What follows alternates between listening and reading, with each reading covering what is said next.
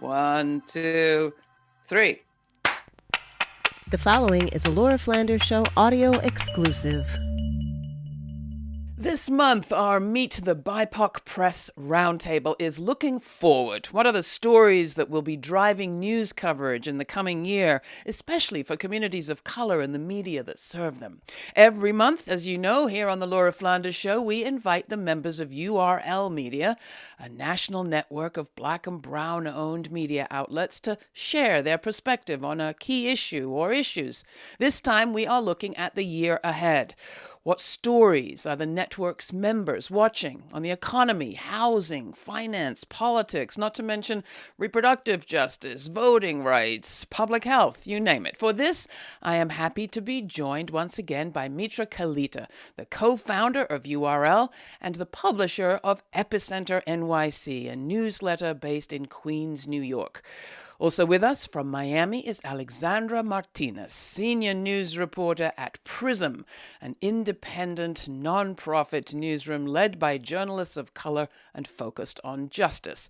And joining us is Malak Silmi. Malak is the local government reporter for Outlier Media, which is a Detroit-based platform that works collaboratively with residents to keep government accountable. So, where to turn up the heat, where to shed more light? We're talking about reporting in 2023, and I want to thank you all for joining the show today. Let's kick off with you, Mitra. You know, we always look forward. We start looking forward by looking back, and as I look back, I was reminded that this is essentially the marking 2 years of us collaborating on this monthly roundtable, of URL Media existing. And I just wanted to ask you how it's going. It looks to me like it's going gangbusters. It's going great. Thank you, Laura, and thank you for being a part of that journey. I think it's kind of impressive that we're starting 2023 with two members from Outlier and Prism that weren't with us 2 years ago when URL launched. So one, kind of not to bury the lead, but the size of the network feels a really important part of our growth. And then the scope of the network. So being able to include an outlet like Prism that focuses on social justice issues and is for people of color, by people of color. Someone like Outlier Media, I'll say beyond URL Media, just in my role running a newsletter in Queens as the publisher of Epicenter, I draw a lot of inspiration from its ability to text with its community and really use translations and languages besides English at the inception of its reporting. And so I just feel like the story for us has been both a broadening of our scope and our reach, but not sacrificing the depth of service to our communities and the issues that we care about. And just to recap, and we call this Meet the BiPOC Press, that term BiPOC was coming into sort of mass use when we started. Today, there's already some kind of pushback from different communities. How are you feeling about it? And remind people, what it stands for and why it's important to you. So BiPOC stands for Black, Indigenous People of Color. It is a controversial term. We've leaned into it because the roots of URL, we believe ourselves to be the only multi-platform, multicultural network of our kind, meaning we are Black and Brown. I've embraced the term, even though I have to say it doesn't roll off my tongue. Terms for me that were revolutionary as I was coming of age was the transition from minority to people of color. Right. Even identifying as a woman of color, feels, dare I say, like more recent in my identity as far as being a mainstream acceptance. That being said, one of the benefits of being a network that is, I'll use the term again, by our people, for our people, is that we recognize the nature of being a part of this collective doesn't mean that you have to sacrifice who you are or the many facets of identity that we all bring to the table. And so we do believe it's possible to be intersectional within even this limited term. I should mention, Laura, we have 20 partners today, and they span Native, East Asian, South Asian, immigrant focused, immigrant queens, kind of like focused on an identity within a geography, immigrant Minneapolis, right? So I think even the intersectionality of the network is It's super exciting. Let me bring in our guest here, Alexandra. Let's talk about your multiple identities, both as an individual and as an outlet. Talk a bit about Prism, how you think about who it is you're serving, what your mission is, and what you bring to it, especially, Alexandra. Sure. Thank you so much for having me, Laura. So Prism, as Mitra mentioned, we are a BiPOC-led newsroom. And that is incredibly important because we are telling stories about communities that we ourselves as reporters have experience in. So that creates, it allows us to bring nuance to the reporting that we do, which without that nuance, you really can't have honest, truthful storytelling. And so you asked me about my identities. I am Cuban American, I'm Latina, proud Miamian, born and raised, and I bring that in everything that I report on. And what about you, Malak? What would you bring to this conversation, and what can you tell us about Outlier Media that we need to know? So Outlier Media is led by women of color, and we do focus on Detroit. And Detroit itself is a huge city that is majority Black. So we really focus on some issues that pertain to Black Detroiters.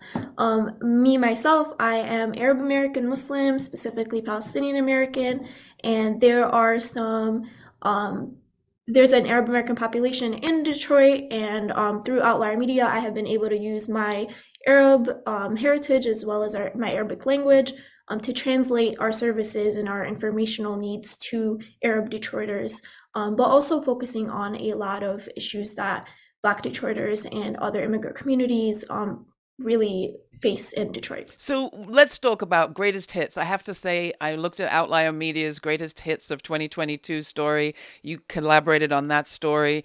I couldn't take my eyes off the videos of that ridiculous slide, but I do know that there were other things that happened in Detroit this year that you reported on. What would you lift up as especially important, or work that you're particularly proud of?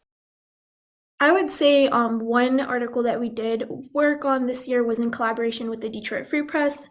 At Outlier Media, we do collaborate with a lot of local media partners, and we focused on this new water affordability program that the city of Detroit launched. And it's to really make water more affordable for residents. And we have this problem in Detroit where in past years, water shutoffs was something that a lot of Detroit residents would face. And it's frankly because they could not afford the water bills. And so the city of Detroit launched this new water affordability program back in August. And we wrote about it and we looked into it, but something that we have been focusing on is to see where that future funding is. The program right now is using federal dollars as well as state dollars and regional dollars, but it's only meant to be funded for 18 months. Past that 18 months, there isn't really, there are some efforts, but there isn't anything permanently secured. And so that's something that we are looking into and hoping that, residents are able to hold on to this program and be able to only pay the $18 a month or $18 to $56 a month based on their income levels. So that's really something that I've been proud of focusing on and highlighting on last year and hoping to continue reporting in the next year. What about you, Alexandra? Greatest hits of 22? I think for me, the coverage I did on workers' rights is something I'm very proud of. We did a lot of coverage on Amy's Kitchen. So Amy's Kitchen is a vegan food company out in California, and the workers decided to unionize back. It's been a year now, I think, since January of last year, and their employers immediately started union busting. And most recently, the workers are calling on a boycott of Amy's Kitchen products. And, I've done a couple follow-up stories on that. And as a result of that, folks from No Evil Foods, another vegan food company, reached out to us at Prism, and they as well experienced extreme union busting when they tried to formalize a union a couple years ago. And what was most interesting in this reporting is that these companies, tout themselves as being ethical or morally conscious, and being humane towards animals, but they're not treating their workers humanely. And that's something that we're seeing across the board in all industries, right? From railroad workers to teachers, and now is even to vegan food companies. Fantastic. I mean, I don't know how you decide what it is that you do, Alexandra. You've covered worker issues from, as far as I can see, dairy farms in Vermont to, as you say, vegan food groups in California. I want to come back to how you set your priorities. But before I do, Mitra, I'm sure you have many things to choose from as you look back over the year, but what stands out? I'll pick up on two threads from these ladies. One is workers continue to be centered at Epicenter, and I feel like our lead story yesterday was on the nurses' strike here in New York City, and the success that those workers have been met with. And we've just seen over the last 2 years, and I feel like, Laura, I've said this on a few of our shows, but even the New York Times was striking last month, right? So we really have seen a series of worker actions, and they're being met. So we've chronicled that with great success. The other piece, which Malak was getting at in terms of utilities and just the basics of what people need right now. I think this is the year that much of mainstream America is accepting that we are either in or about to enter a recession. I think for communities of color, we've been there for the last year. And so you're seeing this with demand at food pantries, utilities, housing. One of the things I'm proudest of is that we covered the explosion of food insecurity, but we did it in a way that empowered the reader. So what— Now you said that, go ahead. No, I was gonna say, well, we empowered the reader in terms of what could you do about this? The other thing is, what are the factors that are leading people to seek this help? Feels like the undercovered story in mainstream media. So when we're online with folks for the food pantry, we'll say, why are you here? And chances are it's really not food that's prompted them to line up. It's that their rent has gone up and they need to make up the difference in something. And food happens to be an area, especially since the pandemic, that not just the government, but other institutions, from churches to neighborhood organizations to mutual aid, have consistently been picking up the slack. Whereas on housing insecurity, utilities, and some of the other issues we've just talked about, there really isn't relief. And so I think the spillover effect of housing is going to be, we covered it last year, but I think it is the key issue of 2023. Well, I mean, Malak, you talked about it, you touched on it, about relief programs, and it seems like that is going to be one of the big stories, at least for the first half of 2023. I mean, Detroit, under the American Rescue Plan, saw its biggest ever investment of federal dollars, a one-time deal. I think it was over $800 million to Detroit. Much of that is set to expire in the next few months. Can you talk about sort of underlying conditions, what's changed, what hasn't, and whether this experience of relief fueled any sense of new expectations or demands or senses of righteous outrage about being cut off again? Yeah, definitely. So it's specifically with the water affordability program that is using ARPA funding.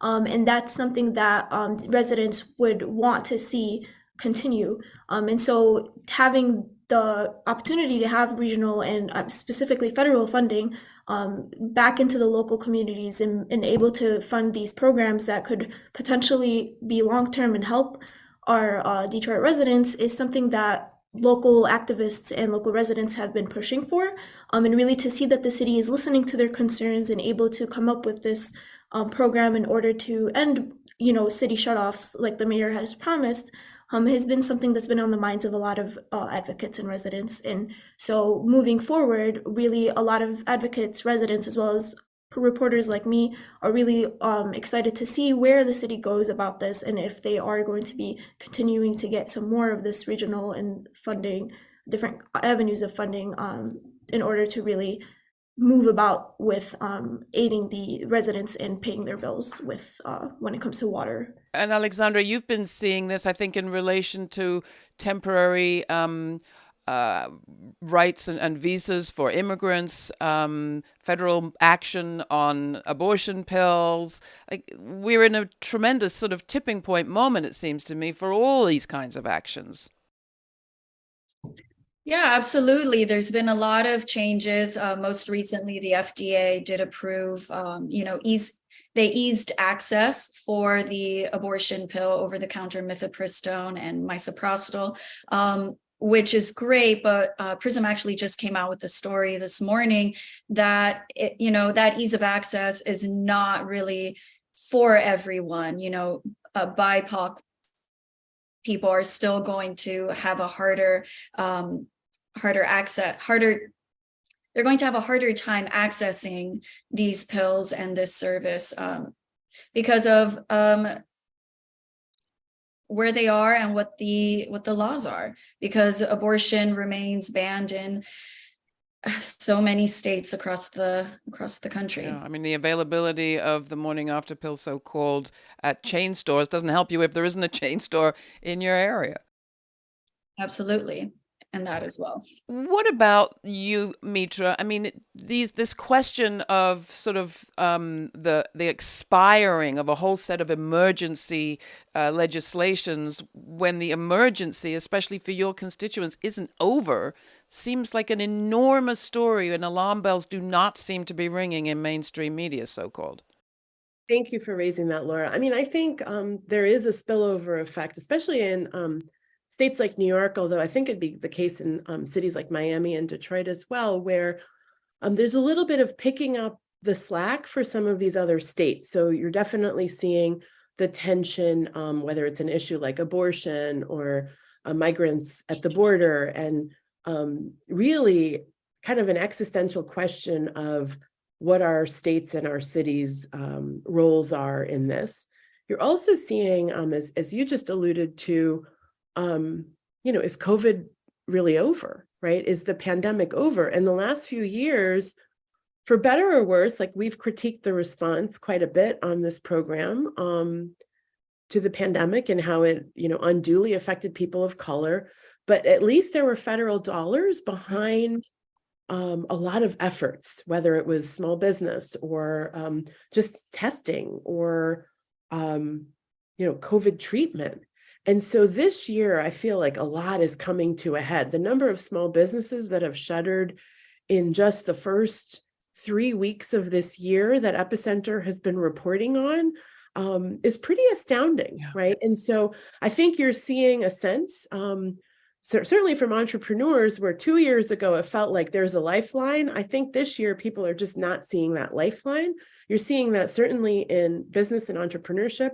I think you're seeing that in public health. And, for outlets like mine that have been, 2 days a week in underserved Southeast Queens, I just got an email from our community site supervisor who says, I'm still going to go there every month because these are under-vaccinated communities, right? These are communities that don't have connectivity to a lot of other services. And so she's doing that for free. We don't have a federal grant anymore, but we're doing it because we are in service to that community. And so I think those are the sorts of examples, but also the very real tensions that BiPOC media and cities like ours are going through right now. So we've talked a little bit about the reporting you have done, the reporting that needs to be done. Let's talk a bit about how you do your reporting. And I want to come to you, Malak, with Outlier, because we just talked about lifelines and emergencies. Correct me if I'm wrong, but I think Outlier grew out of a kind of emergency that your community was not being served. And the lifeline that you described for doing some of the reporting was pretty close to hand, was local people. Talk about your documenter program, how it works. And I was excited to see that in some of your stories, you can actually go and find online the full notes that your documenter took at a meeting. Yeah, so we have a text message service system as well as a documenters program. And both of these are really to connect with residents as well as to connect to local meetings. And so with our documenters program, we actually employ citizens from across the city, from across the state, to really go into these local meetings, whether virtually or in person, and just simply document, which means live tweet or open up a Google Doc and write down what you're hearing. And this has helped serve a lot of reporters as well as a lot of citizens and really anyone who's curious to hear about the different local meetings that are happening, regional meetings across the county and state and city. And it really has fueled a lot of reporting as well. Some things go missing when there aren't any, live meeting minutes or recording the next day, and you want to quickly go back and review something. And that's where our documenters come in and are able to really capture meetings in an amazing way. And it's such a service to almost everyone. For me, I've gotten a lot of articles outside of documenters' notes, and really even back to down to the basics of like, was this meeting accessible? Was, were people allowed in, or did they post the meeting details online? Did they send a public notice? And who are some of your documenters? Tell us, are these experienced journalists have been doing it forever, went to school for it? These are local citizens who might be interested in just going to the city council meeting and sharing public comment, or who are just interested in their local government. They are students. We have Wayne State University students local to Detroit. We also have older senior citizens. We have Detroiters. We have from the suburbs. It's a very, I would say, diverse pool of candidates who are applying for these meetings to go and really just document for the sake of having that information out there. It's such a great program, so exciting, and spoke to a crisis in journalism that those were exactly the meetings that local media no longer had the resources to fund. How about you, Alexandra? What would you lift up in terms of how you're doing reporting that's maybe new or different or innovative, and how do you decide what to cover? Right. Well, I know that I cover a wide breadth of topics, workers' rights, immigration, LGBTQIA, and gender justice, the economy, housing. As Prism's senior news reporter, I cover a wide range. So my reporting is mostly remote. While I'm based in Miami, I do try and highlight, everything that's going on here in Florida with Governor Ron DeSantis. There's no shortage of news from the Stop Woke Act to Don't Say Gay to all of the horrible legislation that he is putting out there. There's a lot to cover. Even in Miami, they were trying to move a houseless encampment to an island a few months ago. So there's a lot going on locally. But, my reporting does happen nationally. And when that's the case, it's a lot of research on my computer, calling people on the phone, doing my due diligence, because even though I'm not physically there, it's incredibly always important to maintain a relationship with the communities that we're reporting on and make sure that I'm not perpetuating any generalizations that may exist within a community or about a community. So even if we're remote, we're trying to do our due diligence and be as thorough in our reporting as possible. You talk a lot at Prism about interrupting false narratives, toxic narratives. What do you mean by that? And can you give us an example? Absolutely. So I've encountered that a lot with the reporting I've done on houseless communities. And I think from the reporting approach and the approach when we're editing a story, we think a lot about that in the language that we use.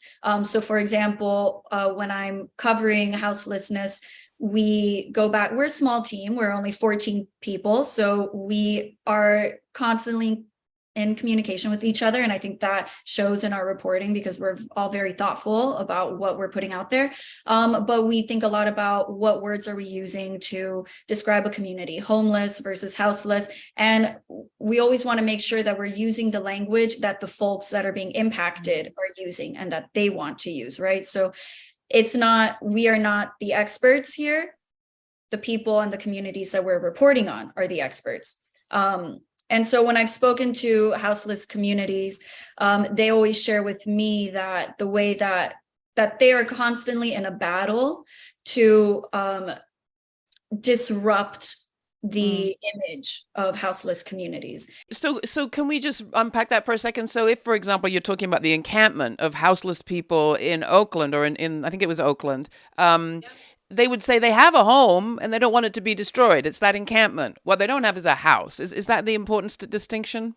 Correct. Absolutely. That's the distinction between homeless versus houseless. They have a home. They're living there. Their lives are there. And actually, I had an interview yesterday with folks in the Cobb on Wood encampment over in West Oakland. It's a community that they've created using a technique in which they use earth and sand, water, and other natural resources to build these structures. And they've created a community with an apothecary, a shower, a community garden, and they're living there. It's under a highway overpass in West Oakland. And they're little by little essentially being evicted, and they're constantly being threatened of having the entire structure be demolished. And so to go back, I was on an interview recently with one of the folks who lived there, and they're scared. They're scared that one day they're going to show up to their home and have all of their possessions destroyed, gone. Another story that I wrote about the houseless community here in Miami, there was actually a lawsuit because their cat was killed in one of these sweeps, the cleaning sweeps that the city does of these encampments.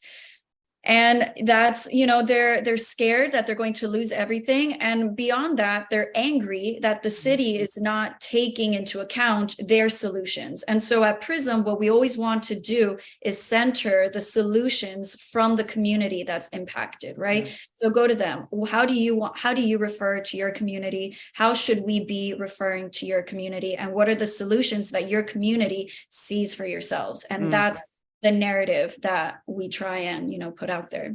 Mitra, you always have your eye both on the network as a whole, nationally, even internationally, and also right here at home. And I saw a tweet about what happened at your local city council person's home. Was it the night of Dr. King holiday? Our city councilman, Shaker Krishnan, who, we've both done a lot of work with and covered his rise. He's the first Indian American city council member in New York City, and represents Jackson Heights, so the area that Epicenter was born out of. As both of these ladies have also chronicled, there have been much anti-gay protest across the country. And so one issue in Jackson Heights has been a group of protesters against Drag Queen Story Hour. So Drag Queen Story Hour has been around for years. We are one of the largest gay meccas in the country, in Jackson Heights. Also significantly one of the largest gay intersectional meccas, meaning it's a lot of gay people of color who live here.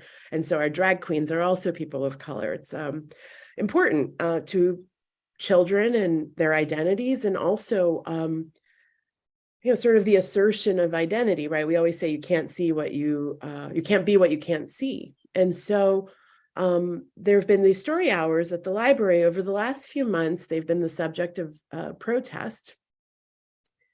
The protest about 2 weeks ago really bubbled over, where there was like dozens of protesters. Thankfully, the attendees to the story hour outnumbered the protesters.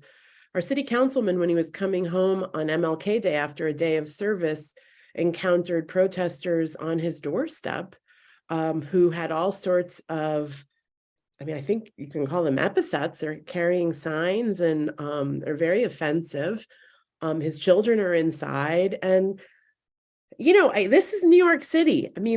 I just want to really kind of clarify, the neighborhood we live in has been a haven for immigrant America, for gay America. I would even say for everyone America. That's what defines us. And I don't think it's a coincidence that it's been the last few weeks after the elections we saw in New York, where there's definitely a red wave. I think this is another theme of 2023 that we'll be continuing to cover. In the same regard of what Alexandra was saying, kind of the staff meetings that we have, and this gets, Laura, to your question of kind of zooming out. How do we think about this as a network? I could report on these protesters at Drag Queen Story Hour, but it would sort of be there's protesters, there's this side, there's that side, good luck to all of you. And that's really not how Epicenter does things. And so for us, it's how do we continue to affirm our people, but also ensure that they're safe, and that our neighborhood continues to play the role that, historically it has for this country. And that's like the big question of our news meetings right now. I feel like it's actually pretty existential once again. Alexandra, do you want to come in on this? I know you're covering stories about legislation, anti-trans legislation in Florida, Arizona, you name it, all across the country. What do the people you're covering think we're not getting yet about this story? I think to me it has a lot to do with siloing. We need to de-silo what's happening against trans people with what you described, Mitra, as the sort of red wave and the continuing rise of extremist sort of reactionary action. How does it relate, I guess, is one aspect of the story. Yeah, absolutely. I actually did some reporting on the anti-drag legislation that's been across the country. We're seeing drag queens get threatened, death threats, librarians getting death threats for hosting drag queen story hours. It's absolutely horrific. Speaking to the anti-trans legislation that's popping up now, it's only been a month and we're already seeing, I think it's 11 states that have anti-trans legislation on the books. And what's scary about this legislation is they're trying to ban transitioning unless you're older than 26 years old. So these are adults, grown adults that are having their autonomy stripped from them, which is absolutely horrifying. And then in addition to that, there's anti-abortion legislation that is being considered that could potentially incriminate the pregnant person. So it was never, we're how it all ties is that it's this continued turn to the right. And, we saw that here in Miami. We also had a red wave. Miami was always the Democratic stronghold in Florida. And unfortunately, we went red in the last midterm election, which I'm still, recovering from. But it is, it's very, very concerning. And I think we need to do a better job at pushing back to the left. How do you see it connected, Malak, in your work? Really, one way that we make sure that, our sources' identities are, reflective of how they identify is by just being more, in the pre-interview, in the first interview, talking to them about who they are and how they identify, as well as what issues that they are facing. So, for example, a recent piece that I worked on was about our riders with disabilities in Detroit who don't like the terminology disabled. You know what I mean? That doesn't define them as a person. And so we wrote about how they were facing some threats when it came to buses, the reduction of paratransit buses in Detroit. And that would mean that a lot of people with disabilities across the city would have a lot of problems in getting around the city. And so that was a story that I was able to write about, and then the mayor was able to have this emergency plan to really address this concern, and just to talk about the fact that knowing how the people who I'm talking to identify and knowing how they want to be addressed, as well as what issues matter to them, is really important when we go about any story at Outlier. It is such a joy to have all of you on, and I think that conversation could continue, and I'm glad that we get to do these roundtables every month, Mitra. I would love to turn to you. Are there questions that you want to ask our beautiful guests here? And are there priorities you want to make sure that we name before we wrap up this 2023 looking ahead preview? I do want to dive into the question of growing audience. This is a very selfish question, but in this age of, what the heck has happened to Twitter? Facebook has said it wants nothing to do with news, controversy, or giving people right information.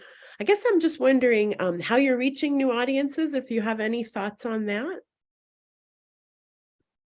For us, at Outlier, we, other than our documenters program, we work collaboratively with a lot of newsrooms. That means that our reach is a little bigger than just our own reporting, and that way we're able to connect to audiences who might be listening to radio or might be reading through a magazine, and so that's one way that we reach out, as well as through our SMS service system, where we're really one-on-one connecting with people through text messaging, specifically because we can't ignore that there is a population out there that doesn't have access to the internet. And in that way, we're able to still inform these communities and still inform these people with what is happening, as well as what issues they may be facing that we might not be knowing about, through really this one-on-one communication. And Alexandra, how are you doing it? I think that is an ongoing conversation in our Slack chat. In the one sense, we are wary of, we are still on Twitter, but we are wary of, the implications of that, given the way Elon Musk is running his company. And so in terms of outreach, I think we have a very committed and very loyal audience. We have our newsletter, we are posting more on Instagram, and we're just doing our best to stay connected to our communities the way that, we always have, through trust and honest reporting. Yeah, I mean, Mitra, to answer your question from the point of view of the Laura Flanders Show, I will say we've taken a major hit from whatever the algorithmic changes have been at Facebook Meta. I mean, it is very hard to reach our online audience in all the ways we used to, because, as people may know, when you post a link to a site that is outside of the Facebook Meta universe, you get deprioritized in everybody's feeds. So if you don't have a huge advertising budget, and your shows, for example, like this one on public television and YouTube, but on public television they don't have a big advertising budget, you're really up against it. So if you come up with any great strategies for us, let us know. And in the meantime, we're kind of reliant on our audience. So thank you all for being both participants and, with any luck, kind of allies in this joint effort of how do we reach our audiences and grow them and connect them and introduce them to one another. Thank you, Laura. Okay, I didn't mean to go off on that. I didn't mean to go off on a. I think we're all feeling there, it, and do we have time for one more question? Yeah, sure, go for it. One other theme that's come up repeatedly for our Epicenter audience that's dividing our communities, which is the migrant influx into New York City. And, that public services are under the gun as they're trying to deliver is a very real scenario, whether it's educators or hospitals that are seeing an influx. Part of our community continues to use the refrain, "We came in the right way."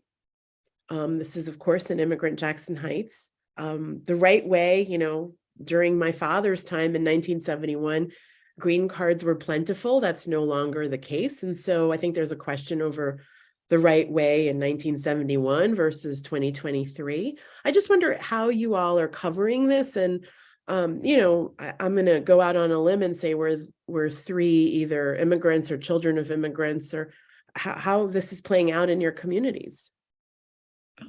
If I may, I'm actually working on a story about the latest Biden administration policy on folks arriving at the border. So now, if you're coming from Haiti, if you're coming from Cuba, if you're coming from Nicaragua, if you arrive at the border, you're immediately going to be turned back, and it's just. The rhetoric that I'm hearing as well in Miami is the exact same. Well, our people came the right way, but the infrastructure is not nearly the same, and we're not being met with the same resources as, our ancestors were or our parents were. So it's scary. And a lot of the advocates that I speak to and a lot of the immigrants that I speak to are scared because human lives are being politicized, essentially. Ron DeSantis and Governor Abbott in Texas are playing political games with people's lives, putting them on a one-way flight to Martha's Vineyard or to New York City, and essentially saying good luck and figure it out without any concrete resources being available to them. So I think the way that I'm covering it, I'm doing my best to speak to people who are directly impacted, with being careful not to, get anybody in trouble. A lot of the times they want to stay anonymous, or speak under a pseudonym. We have to be careful when we're covering these stories because people's lives are genuinely at stake. And Malak, to you, and I haven't forgotten that you said you're Palestinian American, and that's the story of what is happening under the new extreme right government in Israel is one that is heating up just now, and we know is infamously challenging, let's just say, for our media to cover fairly. Definitely. So under my scope of reporting, I'm not focusing specifically on any of this. I'm mostly just doing local government, and city government, or in county government, I'm sorry. But of course, like as a Palestinian American, as an Arab American, as a Muslim American, I am in tune with a lot of the rhetoric across the country, as well as, local immigrants here. We have a lot in Detroit, as well as surrounding communities like Dearborn, who houses the largest Arab American community in the country.